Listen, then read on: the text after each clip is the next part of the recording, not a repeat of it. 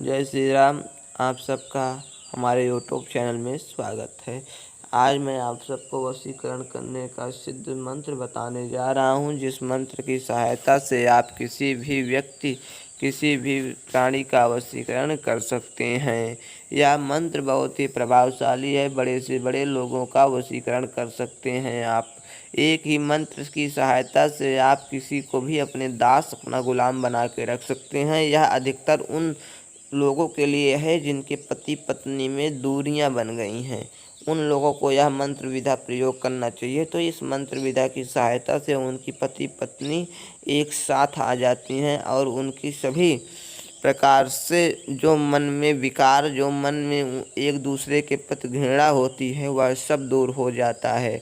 यह मंत्र का प्रयोग प्रेमी प्रेमिकाओं के लिए भी किया जा सकता है, जो एक प्रकार से वशीकरण हेतु बहुत ही उपयोगी है। लेकिन आप इस मंत्र का अगर उन ऐसे व्यक्तियों के लिए प्रयोग करते हैं तो आपको विवाह अवश्य करने पड़ेंगे। धोखा देंगे तो आपको हनुमान जी महाराज की तरफ से दंडित होना पड़ सकता है।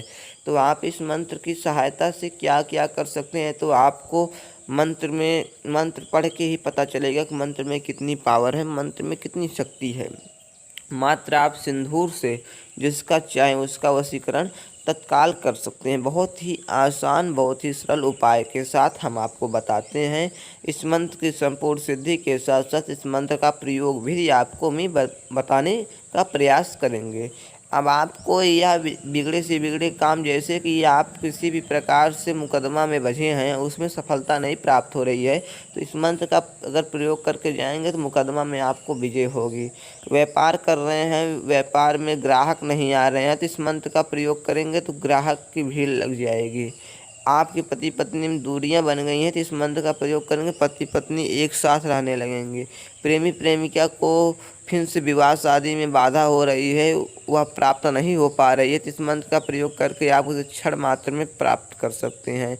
किसी भी अधिकारी, किसी भी पदाधिकारी से आप बात कर रहे हैं, वह अधिकारी आपकी बात को नहीं मान रहा है, आपका कार्य नहीं कर रहा है, तो आप इस मंत्र का प्रयोग करके जाएं तो वह अधिकारी आपके वशीभूत हो जाएगा। इन सब कार्यों को जानने से पहले अब आप पहले मंत्र को जानें, उसके बाद इसकी प्रयोग विधि जानें।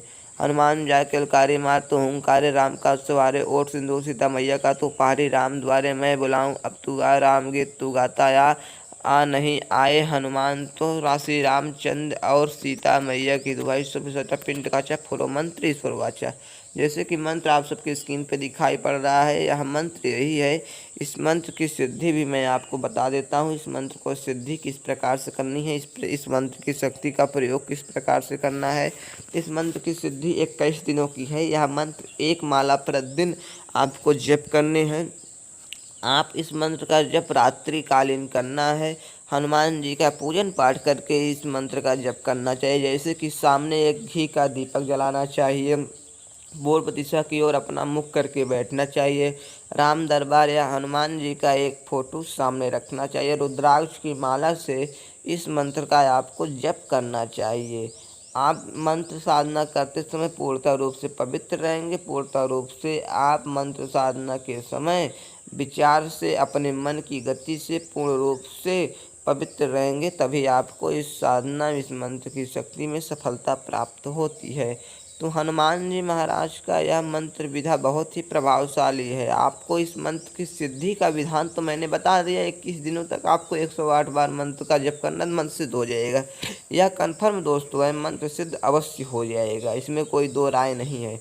लेकिन इस मंत्र को प्रयोग किस प्रकार से करेंगे, क्योंकि यह मंत्र कई जगह पे हनुमान जी का प्रत्यक्ष दर्शन प्राप्त करने में किया जाता है, ये भी बात सत्य है।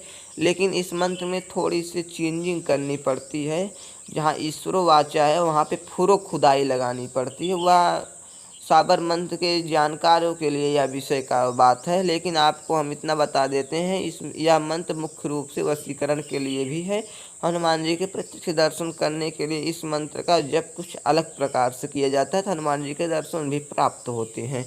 तो अब आपको हम ये बता देते हैं कि इस मंत्र का प्रयोग क्या है। जब आपको यह मंत्र 21 दिनों में सिद्ध हो जाए, तो मंत्र सिद्ध होने के बाद अगर आपको किसी भी व्यक्ति का वशीकरण करना है तो आपको सिंदूर ले लेने हैं। सिंदूर अपने अनामिका अंगुली में लगा लेना है। जिस अंगुली से आप तिलक करते हैं, जिस अंगुली से आप अपने मस्तक पर चंदन लगाते हैं, उस अंगुली में सिंदूर लगा लेना है और इस मंत्र को 21 बार पढ़ के उस पर फूंक मारना है और हनुमान जी से प्रार्थना करके जिस भी व्यक्ति को वशीभूत करना चाहते हैं, जैसे कि अगले पार्टी को वशीभूत करना चाहते हैं, तो आप लगा के जाएं तो वहाँ जाते ही वह संपूर्ण रूप से आपके वशीभूत होंगे।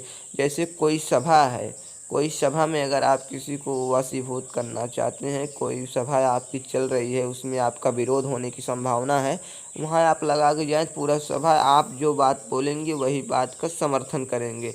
अब आप बताते हैं प्रेमी प्रेमिका यानी कि पति पत्नी के बीच में अगर दरार है तो उसे किस प्रकार से दूर किया जाएगा।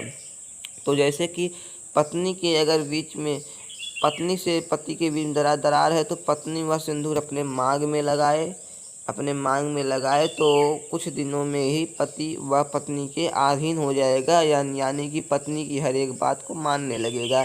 बस हनुमान जी से प्रार्थना करके वह सिंदूर अपने मस्तक पर धारण करे।